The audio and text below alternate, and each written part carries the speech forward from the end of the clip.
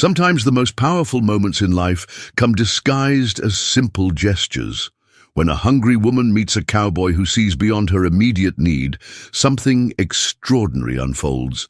This isn't just about food, it's about trust, transformation, and the unexpected ways we find our purpose. If stories of human connection and surprising kindness touch your heart, hit that like button, share your thoughts in the comments, and subscribe for more incredible true stories that remind us of the beauty in unexpected moments. This story will change how you see the power of trust.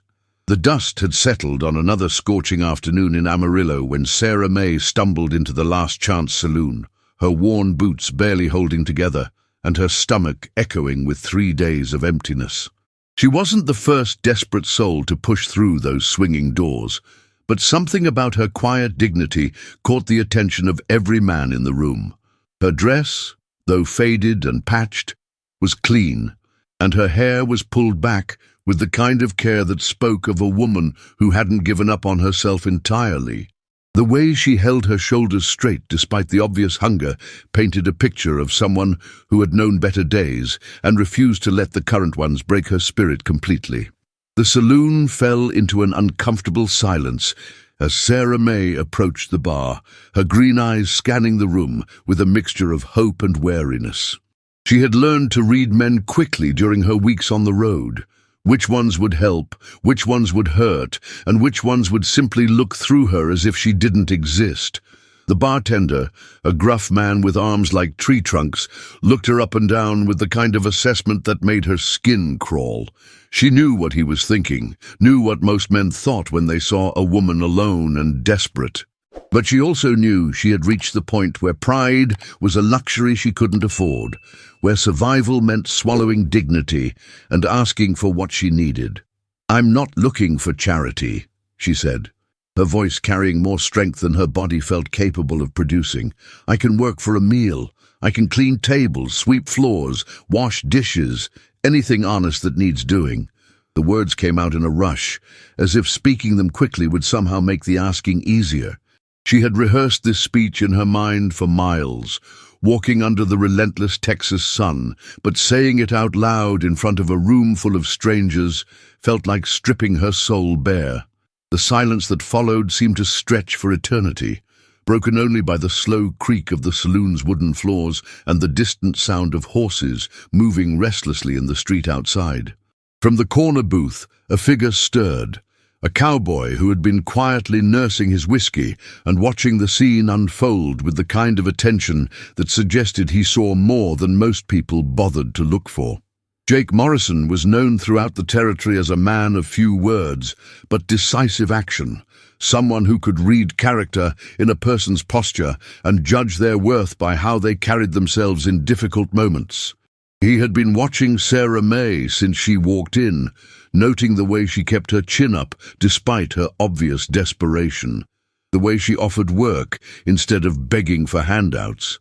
There was something in her bearing that reminded him of his own mother, who had faced similar hardships with the same quiet strength, and he found himself standing before he had consciously decided to get involved.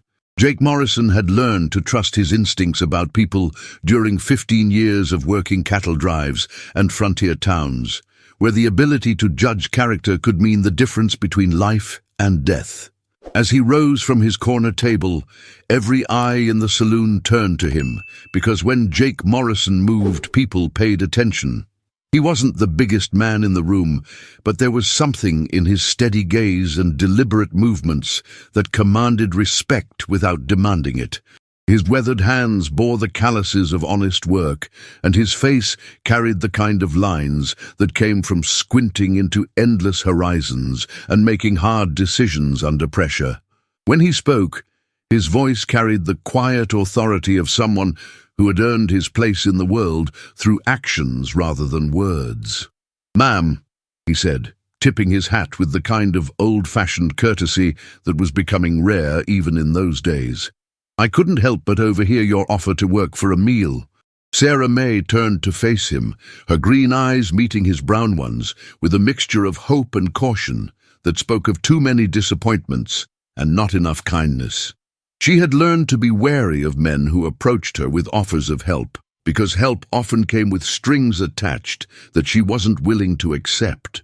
But there was something different about this cowboy, something in the way he kept a respectful distance and spoke to her as if she were a lady rather than a desperate woman begging for scraps.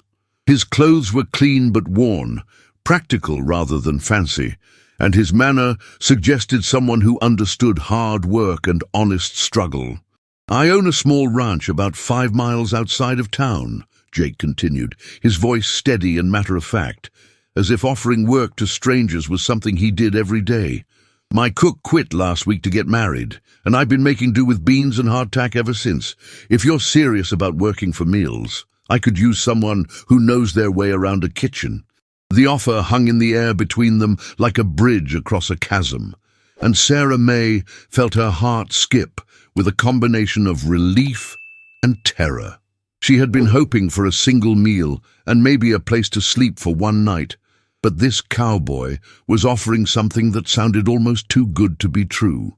In her experience, things that seemed too good to be true usually were, and she found herself searching his face for signs of the catch that surely had to be coming.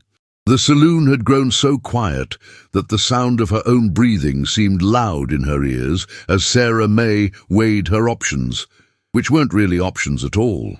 She could accept this stranger's offer and risk whatever consequences might come with it, or she could walk back out into the street and continue her desperate search for survival in a world that had shown her precious little mercy. The rational part of her mind whispered warnings about trusting cowboys with kind eyes and generous offers, but the hungry part of her soul was already reaching for the lifeline he had thrown. "I should tell you," she said, her voice barely above a whisper, "I'm not really a cook. I mean, I can manage basic things, but I've never cooked for ranch hands or anything like that. I just want to eat, and I'm willing to work for it." The admission felt like another layer of vulnerability, another way she was exposing herself to potential rejection or ridicule. Jake Morrison studied Sarah May's face as she made her confession, seeing the fear and honesty warring in her expression, and something in his chest tightened with recognition. He had been where she was, not exactly, but close enough to understand the desperation that made a person willing to take risks they would never consider under normal circumstances. His own mother had been forced to make similar choices when his father died, leaving her with 3 children and a failing farm, and he remembered the way she had squared her shoulders and done whatever needed doing to keep her family fed.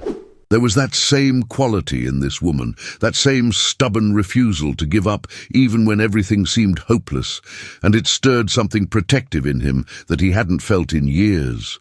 "Ma'am," he said, reaching into his vest pocket and pulling out a simple brass key that caught the lamplight and seemed to glow with possibility. "Cooking isn't about being fancy or knowing complicated recipes. It's about caring enough to put something nourishing on the table, and I suspect you've got more of that quality than you realize." He held the key out to her, and she stared at it as if it were made of gold rather than brass, as if it represented something far more valuable than access to a kitchen. The key was warm from being carried close to his body, and when she finally reached out to take it, their fingers brushed for just a moment, and she felt a jolt of something she couldn't quite name. Hope, maybe, or the first stirring of trust she had felt in longer than she could remember.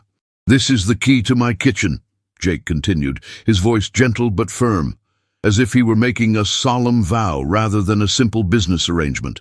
"It's also the key to the pantry, the root cellar, and the smokehouse. Everything you need to feed yourself and my hands is behind that door, and I'm trusting you with all of it." The weight of his words settled over Sarah May like a heavy blanket, warm but almost suffocating in its implications. No one had trusted her with anything of value in so long that she had almost forgotten what it felt like to be seen as worthy of responsibility.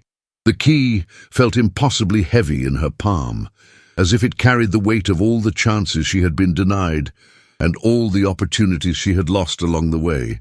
The other men in the saloon watched this exchange with varying degrees of interest and skepticism, some shaking their heads at what they saw as Jake's foolishness in trusting a desperate stranger with valuable supplies. But Jake Morrison had built his reputation on being able to judge character, and something in Sarah May's reaction to his offer, the way her eyes filled with tears she refused to let fall, the way her hand trembled slightly as she closed her fingers around the key, told him he was making the right choice. "I'll pay you fair wages," he added. "But more than that, I'll give you a chance to prove to yourself what I already see in you. Sometimes that's worth more than money." Sarah May looked up at him then, really looked at him, and saw something in his eyes that she had almost stopped believing existed, genuine kindness with no strings attached, offered simply because he recognized her humanity and chose to honor it. The ride to Jake's ranch passed in a blur of nervous anticipation and cautious hope, with Sarah May clutching the brass key so tightly that it left an impression in her palm. The countryside rolled past them in waves of golden grass and scattered mesquite trees, and with each mile that took her further from town, she felt as if she were traveling toward a different version of herself, one that might actually have a place in the world. Jake rode beside her in comfortable silence, occasionally pointing out landmarks or sharing bits of information about the ranch, but mostly just letting her absorb the magnitude of what was happening. His horse was steady and well cared for, like everything else about him, and she found herself thinking that a man who treated his animals with such obvious respect was probably someone who would extend that same consideration to the people in his life. When they finally crested the hill that revealed Jake's ranch spread out below them, Sarah May felt her breath catch in her throat at the sight of the neat buildings and well-maintained fences that spoke of pride and hard work. The house was modest but solid, built to withstand the harsh Texas weather, with a wide porch that suggested evenings spent watching the sunset and planning for tomorrow. The kitchen, when Jake finally led her to it, was larger than any she had ever worked in, with a massive wood-burning stove, shelves lined with dishes and cooking implements, and windows that let in streams of golden afternoon light. But more than its size or equipment, what struck her was the sense of potential it held, the feeling that this was a place where nourishing meals could be created, where the simple act of feeding people could become something approaching art. "The pantry's through that door," Jake said, gesturing toward a heavy wooden door that stood slightly ajar, revealing glimpses of shelves lined with jars and sacks of supplies. "Root cellars outside, about 20 steps from the back door, and the smokehouse is just beyond that. I've got 4 regular hands plus myself, so you'll be cooking for 5 most days, sometimes more when we're working cattle or have visitors." He paused, watching her face as she took in the scope of her new responsibilities, and she could see him trying to gauge whether she was feeling overwhelmed or excited by the challenge. The truth was, she was feeling both, terrified by the possibility of failure, but also energized by the chance to prove herself capable of something more than mere survival. As the sun began to set on her first day at the ranch, Sarah May stood alone in the kitchen that was now her domain, the brass key warm in her hand and the weight of Jake's trust settling around her like a mantle. She had spent so many weeks focused on simply finding her next meal that the idea of being responsible for feeding others felt almost surreal, like stepping into someone else's life. But as she moved through the space, opening cupboards and familiarizing herself with the tools and ingredients at her disposal, she felt something awakening in her that had been dormant for too long, a sense of purpose that went beyond mere survival. Tomorrow, she would cook her first meal for Jake and his men, and while she couldn't promise it would be perfect, she could promise it would be made with the kind of gratitude and determination that had the power to transform simple ingredients into something approaching magic. The first meal Sarah May prepared was simple: beef stew with vegetables from the root cellar, fresh biscuits that were only slightly lopsided, and coffee strong enough to wake the dead. But when Jake and his ranch hands gathered around the table that evening, something magical happened that had nothing to do with culinary expertise and everything to do with the care and intention she had poured into every step of the preparation. The men ate with the kind of appreciation that comes from too many meals of beans and hardtack. But more than that, they ate with the recognition that someone had taken the time to nourish them properly, to create something that fed both body and soul. Sarah May watched from the kitchen doorway, her heart pounding with nervous pride, as she saw the satisfaction on their faces and heard the murmur of genuine appreciation that passed between them. Over the following weeks, something remarkable began to happen that surprised everyone, including Sarah May herself. The woman who had claimed she wasn't a cook discovered that she had an intuitive understanding of flavors and a natural ability to transform simple ingredients into meals that brought comfort and satisfaction. More importantly, she discovered that feeding people well was about more than following recipes. It was about understanding their needs, their preferences, their moods, and responding with food that nourished them on levels they might not even recognize. The kitchen became her sanctuary, the place where she could express the gratitude she felt for Jake's unexpected trust and the growing sense of belonging that came with having a purpose that mattered to people she was beginning to care about. Jake watched this transformation with a mixture of satisfaction and wonder, seeing the way Sarah May's confidence grew with each successful meal, the way her shoulders straightened and her smile came more easily as she found her footing in this new life. He had taken a chance on her based on instinct rather than evidence, trusting that someone who carried herself with such dignity in desperate circumstances would rise to meet whatever challenges he placed before her. But even he was surprised by how completely she embraced her new role, how she threw herself into learning everything she could about cooking and nutrition, how she began to anticipate the needs of the men before they even knew they had them. The ranch hands, initially skeptical of their boss's decision to hire a stranger, became her most vocal supporters, praising her meals and defending her against any criticism from visitors who questioned Jake's judgment. As autumn painted the Texas landscape in shades of gold and crimson, Sarah May realized that the hunger that had driven her to Jake's saloon that day had been about more than food. It had been about finding a place where she belonged, where her contributions mattered, where she could build something lasting and meaningful. The brass key that had once felt impossibly heavy in her palm now felt like a natural extension of herself, a symbol of the trust that had transformed both her circumstances and her sense of self-worth. She had walked into that saloon claiming she wasn't a cook, just someone who wanted to eat. But Jake Morrison had seen something in her that she hadn't seen in herself, the potential to become exactly what his ranch needed, and exactly what she had been searching for without even knowing it. Sometimes the most profound changes in our lives come disguised as simple acts of kindness, and sometimes the key to our future is placed in our hands by someone who believes in us before we learn to believe in ourselves.